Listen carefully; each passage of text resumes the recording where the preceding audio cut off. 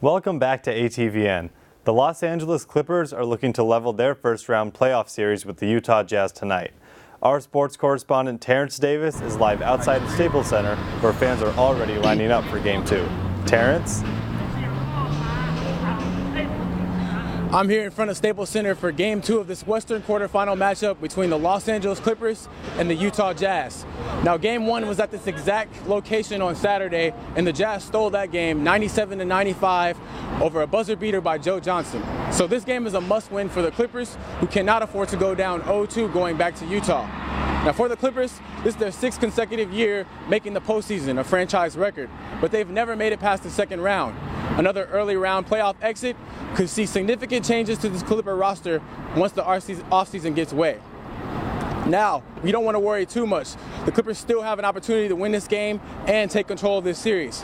First, they need to take advantage of the absence of Rudy Gobert. The Defensive Player of the Year candidate hyperextended his knee 20 seconds into Game 1 and will not see action tonight. That means DeAndre Jordan needs to be dominant in the post, using his size and athleticism to get rebounds and easy looks. Now, 2, the Clippers need a strong performance from superstar Blake Griffin. He had 26 points last game, but he only had 2 points in the fourth quarter. He needs to be more aggressive and stop settling for outside jump shots, use his speed and athleticism to get inside the post for easy layups and dunks. And last, the Clippers need to control the pace of the game. They allowed Utah to dictate the pace and found themselves in a grinded out defensive struggle. They want to use their athletes and their speed to get up and down the court for easy transition baskets. Game starts at 7:30, live here from the Staples Center. I'm Terrence Davis. Back to you guys in the studio. Thank you, Terrence. Here at USC, though, we have a pair of teams preparing for their postseason with the MPSF tournament.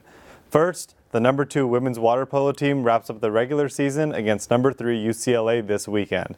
With postseason seedings plus the rivalry in play here, the women of Troy know how important it is for them to execute. We're doing a lot of preparation in terms of video and studying the players from the other team and focusing on the things we need to work on from past games and whatnot. So really fixing the small details is really what's going to be key for our game this upcoming weekend. So we spent a lot of time just reviewing basics, plays, that kind of stuff. Now this gets a bit tricky.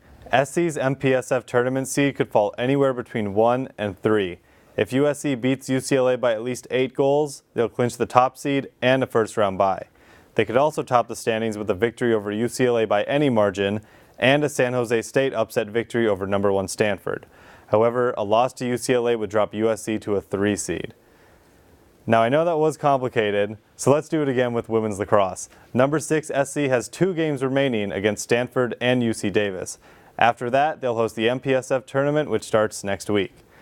And even with Stanford and Colorado on their heels, all USC needs to do is win on Friday to clinch the top seed. But let's say that doesn't happen and both Stanford and Colorado win out.